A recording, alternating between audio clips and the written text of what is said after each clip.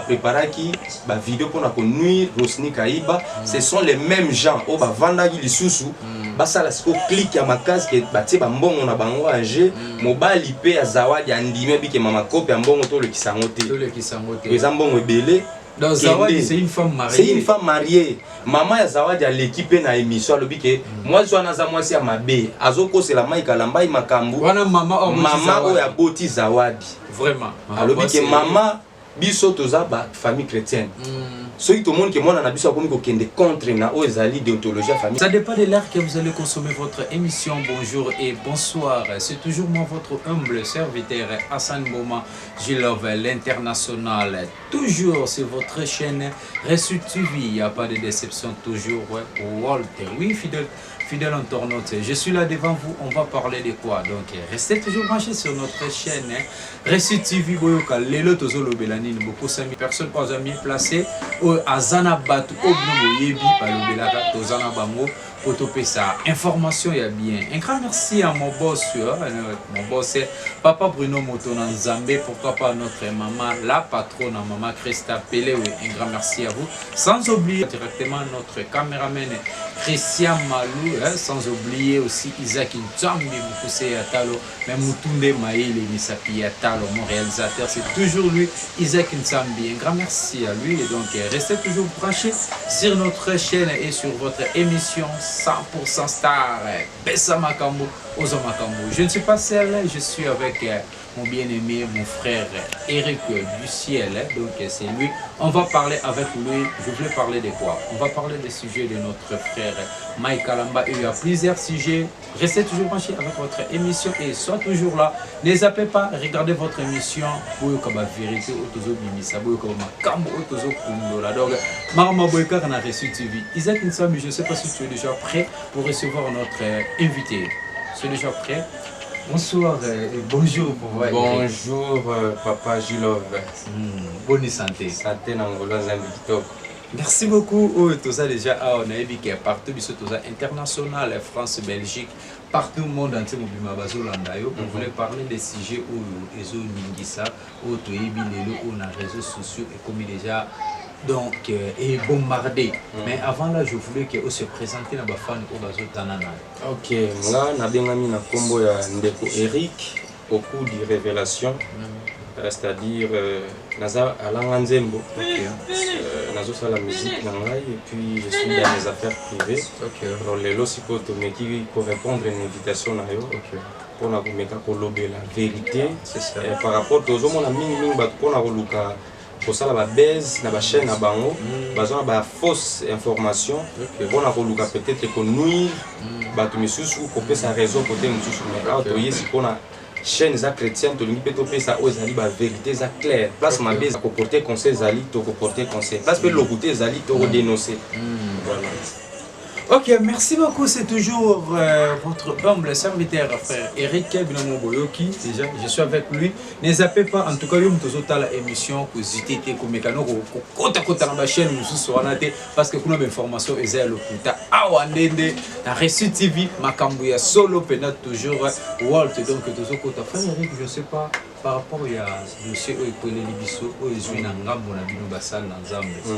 Je suis sûr qu'il y a eu bien déjà beaucoup de frères Mike Alambai et avec notre sœur tout a commis déjà. Donc, comment je peux dire? Donc, Maman Zawadi, Soto Sœur Zawadi, Soto Sirène Zawadi, mais Soto Bengue Komone Zawadi. Pourquoi tu as au niveau de Sirène Zawadi? Bon, parce que mission de Sirène, jamais elle a une mission pour construire. Donc, Sirène, elle a pour détruire. Il y a ceux qui ont un enseignement, il y a Sirène. Ceux qui ont un couple, bien nasi, en tout cas, il y a un couple. Ceux qui ont une place, effet pour salir la réputation pour toi. Il y a un moment qui a bien Sirène parce qu'il y a détruire. Il y a détruire, c'est là où il y a pasteur Mike Alambai. Ok, merci beaucoup, ça chauffe, je ne sais pas. Sœur Saïd Zawadi, Sœur Zawadi, Babengié, Sirène, et pas ya papa Eric, je ne sais pas, monsieur Zanon est bandelu, Tozo Lana, Tozo Yeba, pourquoi Sœur Zawadi, Aza Sirène, ou Babengié Sirène, est-ce que c'est vrai ou c'est faux? Peut-être que yo oza moko ozala ka trona pasteur Mike Alambai, oza moko na mona ka trona ba statut via zo kumisa yo petit na ma félicitations. Il paraît que ndo papa peut featuring na pasteur. Oui. Oui, en tout cas bango nyonso. Frère Patrice c'est mon papa. OK. Ba Mike Alambai, Banzita, Bari papa, bango tout ba grand frère nanga oyo soki ba mona kele ki mo peso travailler bien, ba courage ka biso na ba conseil, ba senga ka biso to landa ba pa na bango. Alors na vie biso pe to za na ba point na biso tali on a koki ko landa, on a koki ko landa te. Mais du moins côté positif nyonso to luka ka to landa ba makolo na bango. OK. Voilà. C'est que papa Eric to mikana kokota na première dossier na biso pe premier chapitre au tozo kungola parce que les le tozo kungola 100% star. Donc tozo tokisa yango pena émission na priqué. Vraiment papa Eric to mikana kokota na éviter les solo ya pasteur Mike. Dossier ezala ki no ndenge nini. Po ezala ki nde biso tozo yokela. Sert asenga ki pasteur featuring. Oui. Qui basali featuring bakomi et basali déjà nzembo baki na studio RLKaki Ser pasteur a proposé Ser Zawadi est-ce que tokoki kokenanda koke kolala na ndako nanga la Ser alobi pas de problème tokende na biso problème ezate kokende ya Ser alingaki alala na bandeko mususu ba chanteuse mususu bazalaki wana pasteur alobi non Ser yokolala kuna te la place comment qu'il quoi moins brutalité à comme ko beta Ser si Ser azaki na choix te zaki déjà air tardif Ser akindaki alala kina pasteur chambre moko et après vérité à monde te yoka pe te yoka ba makambo onyo so ebimi na ebité takeyo mais quand on peut expliquer biso pe on peut expliquer ba fan na biso ya Récit TV na Gilov TV o bazolanda biso ba vérité eza o biso tozo yoka vérité eza o bazolobela na ba page Facebook au partout bazoloba tout mais quand on peut ba vérité en vrai verso vraiment eza ndenge. OK. Merci beaucoup papa Gilov et puis ba mususu nos ba Hollanda pe biso na ndenge image ya kopanzana. OK. Ce qui est vrai. Et si ka mabezali to bomba ngote. Voilà. Ngana olingana te na kota na ba détail yo ba bazoloba na ba réseau na ba toile. Mais ngana ngina loba na place mabezali photo dénoncer c'est-à-dire mabezana nke non wazaneti grand frère wazaneti icône na musique na biso congolaise asalaki nini akoyaki na oyo azalaki femme mariée mais faut siko koyeba nini oyo azalaki sima ya mwasi wana po akomisa mission neti na suka parce que problème ezaki non mutu mususu pa ko tenter okimi na yo et puis ba mususu nos ba Hollanda pe biso na ndenge image ya kopanzana. OK. Ce qui est vrai et si ka mabezali to bomba ngote. Voilà. Ngana olingana te na kota na ba détail yo ba bazoloba na ba réseau na ba toile.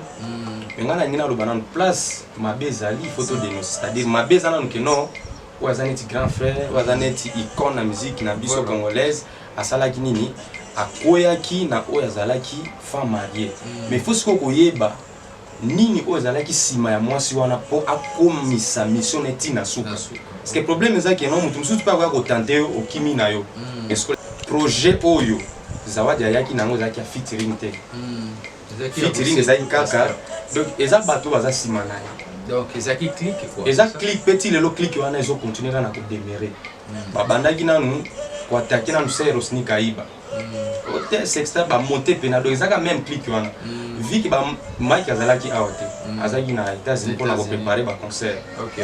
Alors du coup ba meki na Rosni papa ba moni ki esimbi te ba comprendre que ezalaki montage.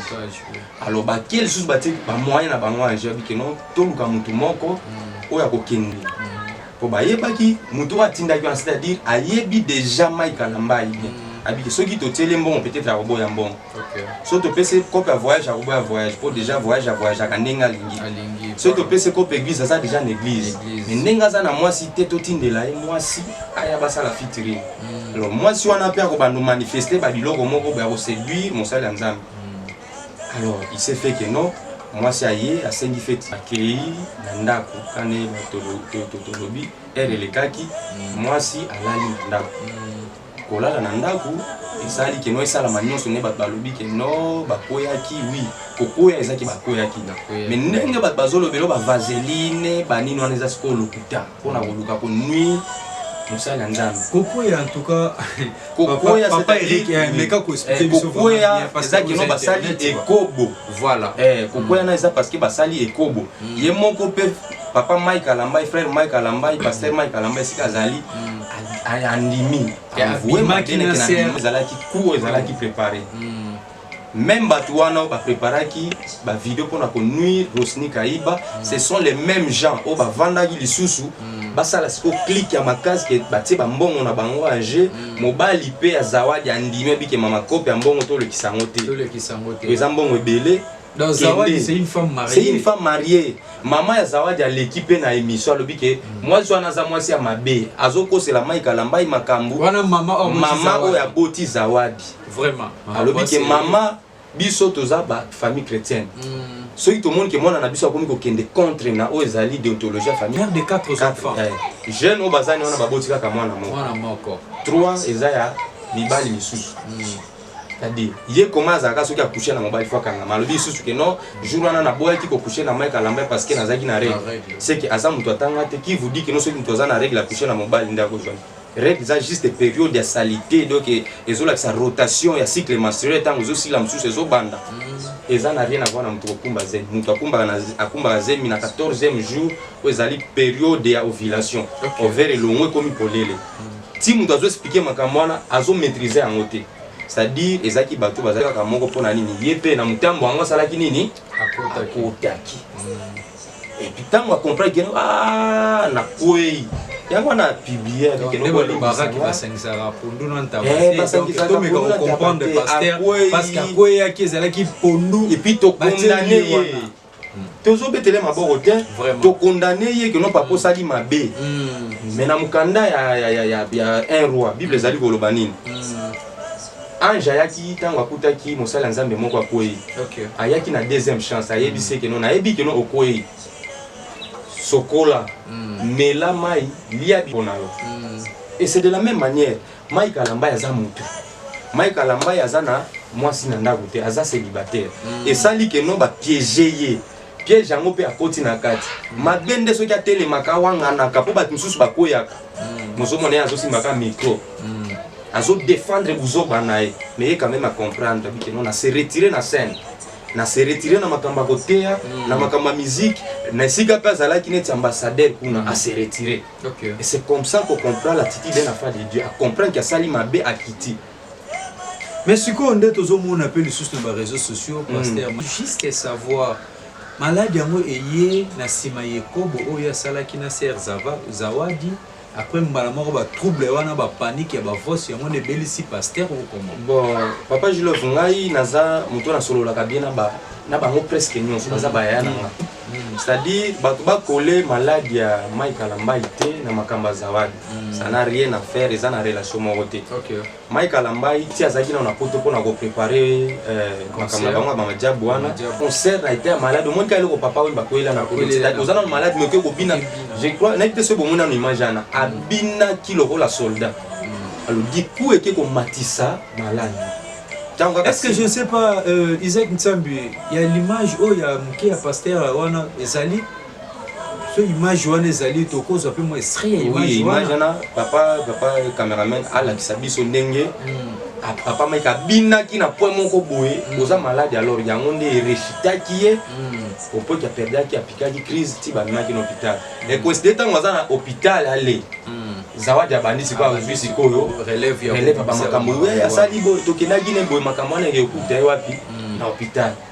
Vous comprenez makambo ezalaki voilà Mike Alambai azaki déjà convalescent bazolinga ba tribie que non akimi na hôpital pona abangani aza déjà muto akoye est-ce qu'il y a okima Zawadi vraiment quand neto ebisa ebino ke awa ndo tozo bimisa ba vérité tozo kundola la vérité non bozo yoka papa Eric frère Eric azo bimisa ba vérité ezate oyo bato musu bazo mingi na ba journaliste na biso internet bazo luka kwa tribie baza na vérification te mon soki lelo ba lobi bandolandela bato bazo loba n'importe quoi bana ba preuve ebele ba kota na prison avoué soki balobi lelo ke babanda kokanga bato balandela émission na obia ke babengi papa eloko lobaki bo est-ce que ozana ba preuve nango mais tant biso tozoloba makambo ke no pasteur azaki déjà malade oui azaki malade pasteur akoyi nekobo oui akoyi nekobo mais elongoli ete ki pasteur elongoli parce que ceux qui totali pe bato akala bakoyaki neti nga nakobetela maboko te je condamne et puis na bastati na nga nabaki no soki ero moko akoyi mais sikoyo le mal aneki na bato bazoseka soki totali bien bango nde baza susu makasi na domaine wana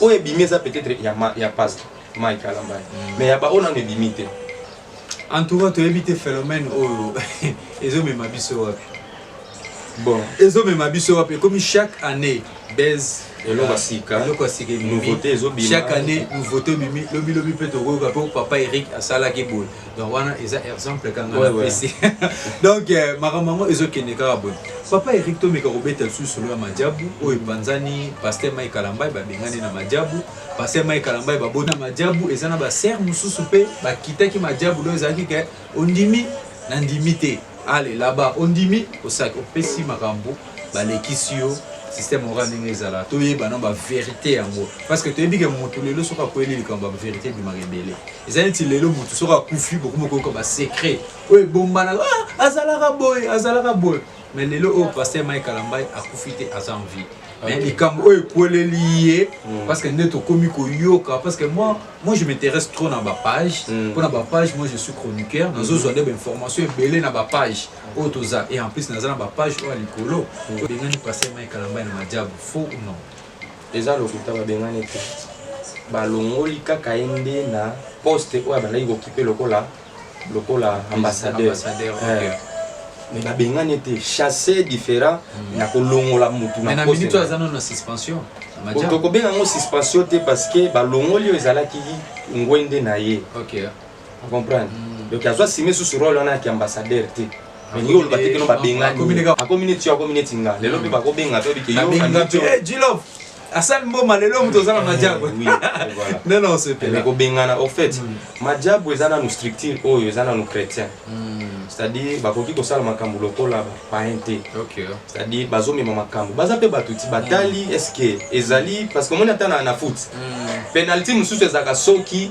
balle ye envers joueur bakontaka yango te mais soki mais masumu oyo sirène moko boye baza na clique ya bato oyo déjà pe bayebani oyo baza nsima bozwa nanu sexta ya Rosny bopibie bozwa mama Lydia bomeka donc badétruire image ya eloko wana vous savez majabu eza eloko moko boye nga azobenga yango eza CT CT oyo elingi koya kokotisa bato na profondeur moni CT soki etengami toyebi ke maison de production ebele eza neti CT etengama mais CT oyo babetaka na kiti babetaka yango na eloko po evanda bien ezalaka CT oyo eza mobima soki lelo marteau ekobeta CT eza mobima majabu mpo bato bayebi keno majabu eza nano na sika eza lokola CT nano etengami te ezokotisa bato na profondeur bato babandaka badori papa na majabu nano aprofite te na adoration ya bandeko baleki wana banani oyo basavoure batale oyo eleka te tomoni rakawa tomoni bamama Shabani tomoni bato nyonso tokosana bango me bapeti wana bandeko na biso bafrère wana baye bazongisi biso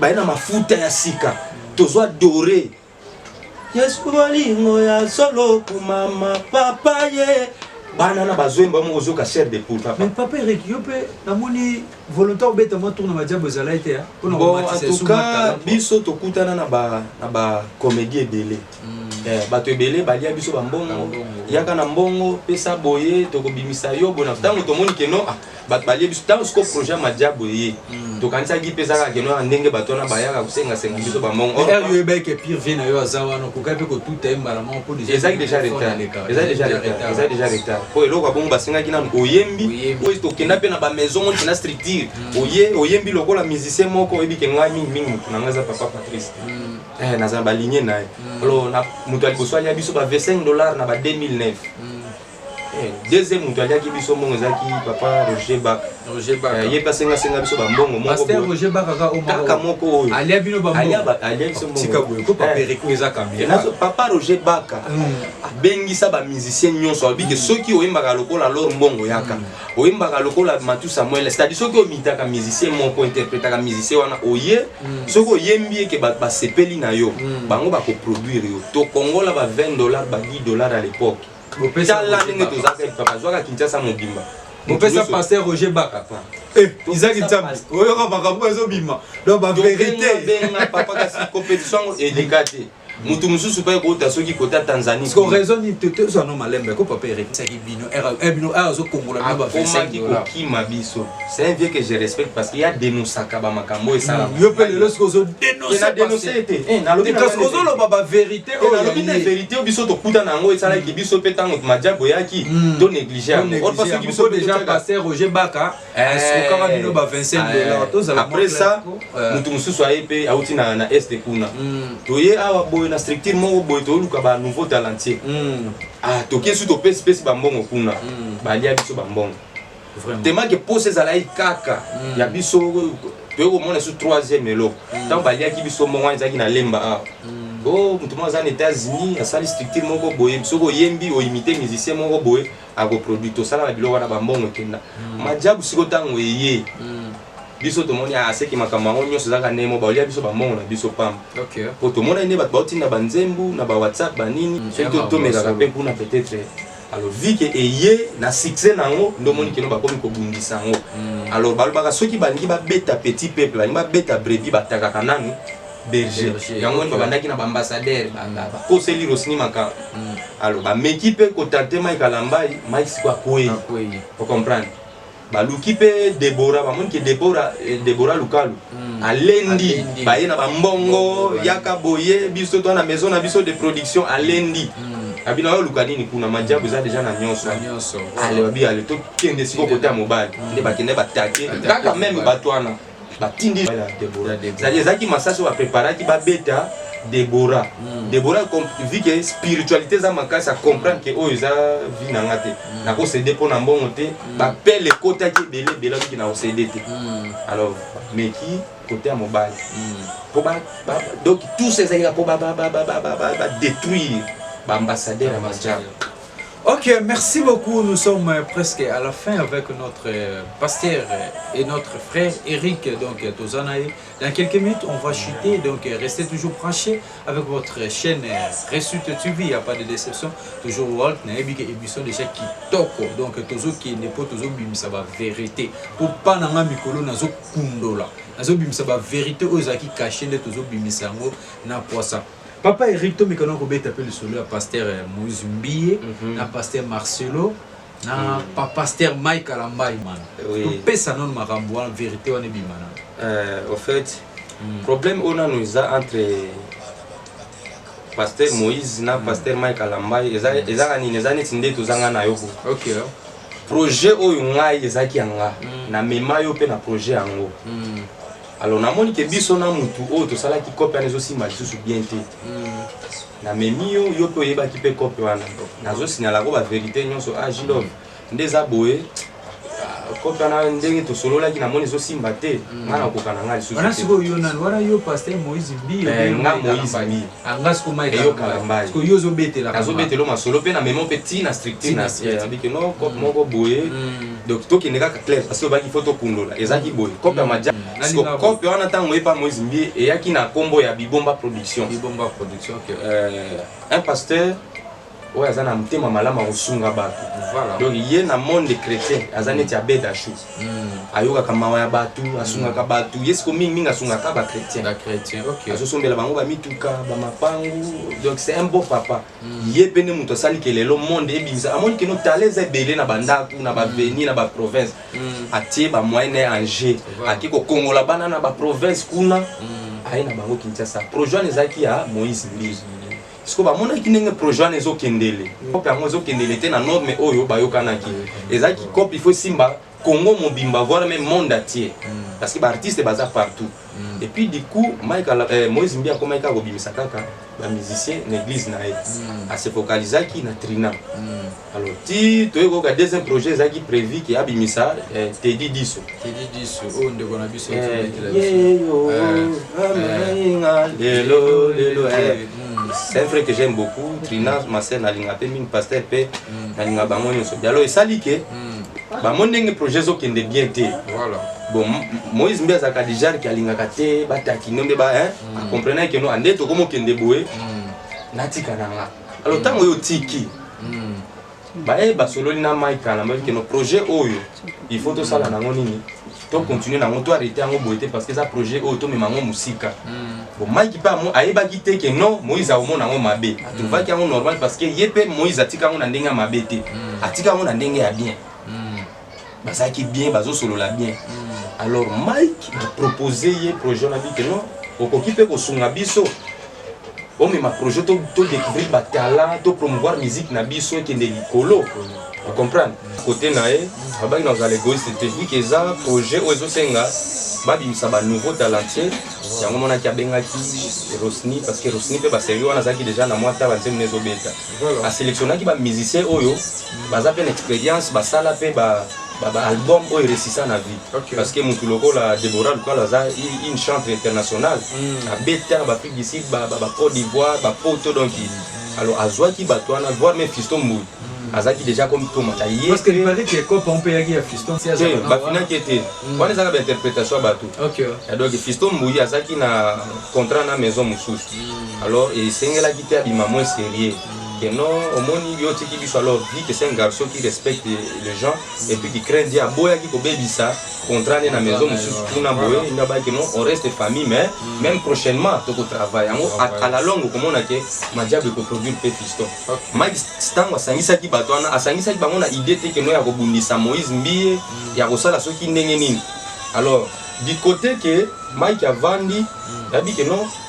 azan de quoi ya Moïse et là on peut bandi structure wane bandi et réussir Moïse a koyoka mutema mabe pona nini tango te digi so salaki anniversaire pona maman moi si ya mukolo Madiabe ya souhaita ki joyeux anniversaire na nini alors tout solo la ressource na makambo na mais beaucoup même cotiser ba musicien ya label nanga basale la kabino ba vidéo et pourtant bino bana Madiabe nga botika nga na bibomba production nanga c'est par là que ndo mona ki moi eloko wana komi ko sala siko bien te abino ko komo benga siko et komo bima comme si Madiabe ezoluka kozwa te eta idée Madiabe ezala ibongo papa yo mona te ba mise bazo maneti maki kuna au moins te ba mise ba maneti ba Patrice bazal kuna ba koya koluka nini kaka bazwa te ba biso so to biki to yemba pe to yemba déjà yo ebiki ngande ono na interpréter ka pesa ba musicien vraiment vous comprenez alors yango no moni ki créer moi moto wana entre Moïse na Mike mais ndenge ozoyoka ke non oh eloko wana eza ya kisi na kodénoncer basecret wana nyonso eza kaka ye moko alobi ke non moi surtout aloba eloko wana eza tiki à la longue ko créer ba problème mais à soi mon frère moi je vous dis ce qui est vrai Dieu m'a parlé batini n'est pas mukité pasteur Madiabe ayebi nga te Moïse oyebi na bamakambo ne peut-être ayambaka pe na batu te vous comprenez ça c'est que nous avons allié mon amour tout peut-être dans les canaux c'est juste oui parce que Moïse Mbie a telle émission oui au moins dans le bas Moïse na ni bango ceux qui peut-être bana ba problème na bango moko ba hebi mais pour na structure wana eza yango tende so sala que no ba tout le monde a rabi yo sous sont trop part ya pasteur Mike Kalamba il y a solo aux autres le pasteur Moïse Mbie bango na Mike bayoka na kateza pour na Madiabe yango sikola ki bango bayo conflit na bango et banda pour na Madiabe te conflit na bango banda déjà na ba makambo mususu wana ta pasteur de nuit ce jour oyamba yenda za mieux placé pour na parce que ngali ngana beloko na za ba preuve nango mais déjà ben tester na bango ba tester da wazali nango déjà ba kerele bandaki na ba makambo mususu alors vu que siko projet ya Madiabe tango elongo na bibomba production et komi na maboko Mike a réunir ba Rosny ba Deborah ba pasteur Yannick alors du coup papa ko pezala ki ngane na pesa ki o solo yo pe ko timango yo memi ngo pe na ba niveau mususu toza batu moi eloko wana ekosala na mutema nde to moni que non du coup parce que ce to bi que non to za la radical pasteur alobela ki ba makambo wana te azelika que non Madiabe et réussir nda bandi ko leka que non eloko wana za satanique OK so yo bi que eloko wana za satanique bino na pasteur na boumela beto ba concert na ba Dubai ya beto ba concert na Kinshasa a soutenir abimisi Trina c'est drôle hein abimisi ba pebele na tango na zalaki satanique te siko tango muninga na yo azui abimisi yango na ba mayele na ye papa Gilov nem so que no Madiabe tie combien les ba mayele sangani c'est-à-dire na début ba yeba kite ye koma na niveau ke ba koma tena niveau osala ba sali wana ezaika eloko moko bo soki le premier bimi ba pese moi cadeau ba kose na studio mais vu que ezaki projet au faut pas ba soki sango na ba niveau moko élémentaire yango ba memi yango atoko sala pe sali moko bende to mona ka ba sali ya mindele nde to mona no mona ti ba sali yango sali umoja basali ba compétition comme que ba mituka ba idée ba mituka kuta la on a déjà Isaac Ntsamba zo sinalinga déjà tutikali na 3 minutes tutikali na 4 minutes to beta moi le solo mbangu ya pasteur Marcelo na Moïse Mbie na habité flamme moto zo pela dernièrement tout monde ba mi balé ana ba réseaux sociaux na mise to tout sur moto peli moi explication keka donc il dossier à pasteur Marcelo na Moïse Mbie ezaka ke Moïse Mbie je crois ba ndotune banda kalozaka na mwasi nazana mwasi te obala na bala te ozana mwana si je me suis dit non ata botoni ça de martyr bobetinga ne ba bete Etienne Mabanga na kobala te vraiment ko biso déjà ba congolais to yebi ke na mitu na biso Moïse azaka na ni ex azaka ni na fiancé azaka ni na proposant na proposante on est proposé to yebi ke azaka na été alors du coup bato peut-être que no yo abiza omoni ke simbite bango bamoni baza pe ba mabende te banzete te bavanda sa mibali bakelinga bon ake pana ne pas Marcelo abiki no papa soki na kamba matano na yo ekoki pe kosunga nga parce que naza pe moi si naza besoin naza moi mutu moko pembeni na nga alors vu que Moïse enani ki Marcelo bakomi ko solola na oyo te koyoka lelo ke aza ex mais dans l'état to ebaki te que no Moïse azaka na ex soki azaka na mutu nini tebeka no Moïse nenga za nzamba petisa nenga lobaka nzamba petisa nga kolinga atikala ko biso te ke nazaka na mwasi nazaka na ex alors esali ke no Marcelo bakomi ko solola na ex et biso pe toyebi te soki eza pe ex asombe ezaka ke eloko moko mpona koluka kosalir pe komoka ya baninga voilà alors esali ke mwasi wana bazosolola na pasteur Marcelo bazwi ba voice wana batindeli Mike et Moïse asiliki abenga ye ndenge tozoka ndenge moko alobaki na mateya neke non abengaki ye ngaza mwana matete akwe na fula mabe wana pasteur Marcelo pasteur Moïse alobi ke non Marcelo akomi kolinga mwasi na ye po bamonte eloko moko déjà ko basali réputation alobaki aza mwana matete akwe na fula mabe wana Moïse pasteur Moïse Mbi mutu alobaki mwana matete akwe na fula mabe Marcelo ko na fula mabe yo ndenge ozana na kobalancer ba audio na yo na kobalancer mais soki otali mpe attitude ya nani ya Marcelo aza sans froid aza mlabi ke no eloko eza te parce que ye mpe aza mutu voilà est-ce que ye nde alukaki numéro ya nani ya ex wana ayoki mateya ya nani ya Marcelo po Marcelo ateyaka netuya biso soki oza na mobali osepelaka na ye okoka koaborde te soki okoka te benganga na kosunga na opesa stratégie bon le problème eza boye soki ya solo Marcelo abengaki ex wana po abanda kolinga mpe apropose ki asali réputation ya Moïse moi je vais condamner Marcelo mais soki eza ke no Moïse azoluka kaka ke no ase protéger ou bien peut-être aluka kaka eloko moko boye po azala na guerre d'esprit na bapasteur wana je vais condamner Moïse mais vérité eza ke no ndenge alobaki akobalancer ndenge abalancer te mais du moins tokokondane bango nyonso mibale si seulement si soki Marcelo akomaki kotinda mwasi wana a détruire Moïse nous allons condamner Marcelo mais soki eza ke Moïse akosi kaka po akota na barando parce que na minute ye moko aza na problème na Denis Lesi ye moko na Mike Alamba ye moko na passer Roy Bondo ye moko na nani na Marcelo o ezana ngana ye moko na Roger Baka ça surtout totali aza na barando te kezo gêner bino basala papa na minute oza na valeur te lelo wera koya place moko bayambie na honneur mais Moïse akoya place moko boye babafoué Marcelo akoya place moko bamoni kaka comme si comédie donc bozosala comédie Patrice Aimba j'ai cherché les monnaies je l'ai trouvé dans l'église c'est-à-dire makambo oyo baza na posa bakima ngo na mokili baye kokuta yango ya bipiko ya minene siko na église siko na minute o confusion ekoti. Voilà, merci beaucoup frère Eric. Désordre côté na kati église, moyen ba fidèle, ba peste sous confiance na basala nzambe ezate. Papa bongo ba ona no ba limité. Ba komi na problème sérieux. Nana opesa bango chance. Vraiment. Oko soutenir ndeni po mdomo na soka bimisa tambongo kwa soutenir musicien bi lobita msana obima. Ba bomi ko. Vraiment, merci babomi na musala ya nzambe, babomi bomi bango moko.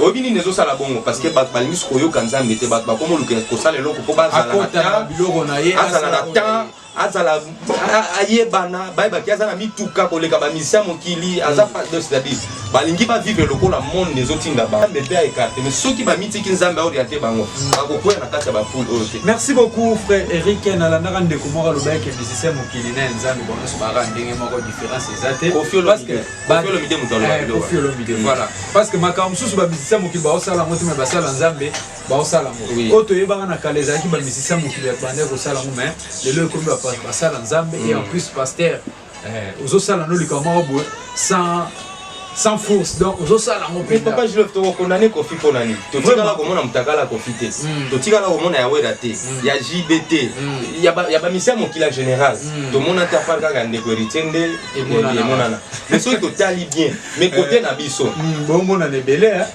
Yandeko M. Mais toi, tu as fait la bière. M a déjà, M a. Bah, tu déjà va comprendre. Nous sommes presque à la fin. M qui est dédicace. M4 M mitaka les obima. Lobby P. Mutumo peut-être pas ko triquer pe ngomo ba longoli ka mutu sardine. Ba ba kolia ngo mutumo ko pas frère Eric et pas bien. Bah luka ba kangisa. Papa Eric, vous pouvez passer vos dédicaces donc parce que nous sommes presque à la fin. Na pesi mbote nanga na batu nyonso. Papa Bruno na famille na mama en tout cas na batu nyonso ba kozwali ba kwa kolanda. En tout cas batu nyonso kaka na basali ya nzambe nyonso. En tout cas message on a relancé bolemba bango te bazaka ka bato nzamba tia bango faiblesse ezali ezali zou ekoti na kati diable siko kwa frapper petit peuple azo banana ko beta ba berger pour azo faciliter ko beta ba brebis alors soki toza pe na esprit saint kati na biso to comprendre que non a oza bitumba o diable azo combattre biso basali ya nzambe bozonga na makolo ya nzambe bandimi na kolo botia mabolongo na se bosambela pona ba père spirituel bosambela pona ba dadi bosambela pona ba pasteur oyo diable azui bango ko ici bango na kati qui branché sur votre chaîne Reçu TV, il n'y a pas de déception toujours Walt avec votre émission préférée 100% Star balobi ke autozo pesa comme 100% Star tu tu as besoin de participer sur notre émission n'hésitez pas pour nous contacter contactez-moi sur ce numéro qui est affiché là-bas na linga ko ba conseil na linga ko ba critique parce que eza musala nanga na mesana bongo to bika na YouTube to finga na YouTube to lobamara mais ba opé malam ba komela absolument ba commentaire ya malam pe et ça la bien sûr on a besoin frère Eric appelez-moi. Frère, je ne sais pas, est-ce que vous pouvez passer votre numéro de téléphone ou c'est caché? Numéro, on appelle ça. Ok, Isaac, appelle ça un numéro de téléphone. Numéro Zali, plus 243. Voilà. 81, 74, 900, Nasuka 72. Vous pouvez répéter ça? 080, plus 243, 81, 74, 900, Nasuka 72. Ok, merci beaucoup, un grand merci à mon boss, Papa Bruno Motonanzambe. Pourquoi pas toi, notre maman Christa Pelé, ou est là, patron, notre fière de toi. Sans oublier la femme, selon mon cœur, lui c'est caché, ton boy, mais Ruby Mousselanga, peut se guigner. Tobanga, vraiment, je te salue de loin. Maman, Talara, sans oublier ma mère préférée, quoi, maman Emengena, maman chérie. Je te salue de loin, famille Mboma Bambote Nabino. Sans oublier à toi, maman Blandine Mboma, papa Didé Mboma, mes petits familles Mboma Mboma, Napesi Mboma, Bele, Christian Malou, Isaac Intala Kitoko, et Abou Bazou Api. Restez toujours branchés sur notre chaîne. Reçu TV, il n'y a pas de déception. Et toujours Walt, nous sommes toujours là. Contactez-moi sur ces numéros, comme il y a WhatsApp, que vous mettez en bas un film. Je suis là toujours, Hassan Mboma, du Love à l'international, sur Facebook, sur WhatsApp. Partout, je suis là. Restez toujours branchés et trouvez-nous au prochain numéro, toujours sur votre chaîne. Comme Reçu TV, il n'y a pas de déception. Walt. Bye. S'abonnez-vous massivement.